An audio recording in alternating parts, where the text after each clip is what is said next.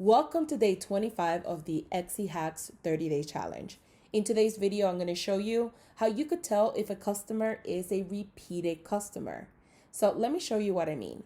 So if you head over to your store and you go to your orders, if you want to identify if a customer is a repeated customer, all you need to do is if you look at the name and if you look right next to it, you'll see this little star. If you hover on top of the star, it will tell you that they are a repeated customer. And this is great information because a lot of times we're chasing new customers, but we forget about customer retention. And customer retention is really, really important. Acknowledging that they purchase from you again is a big plus for you as a seller.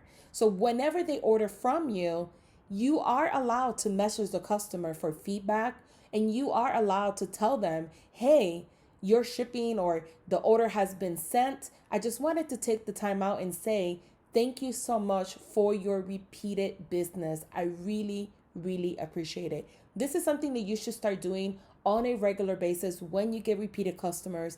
They're going to feel great. They're going to feel great that you even notice. And hopefully they'll become raving fans. If you enjoyed this hack, make sure that you like, you share, and you comment below. Thank you everyone for all the support you have given me. We're almost at the 30 days, and I will see you tomorrow.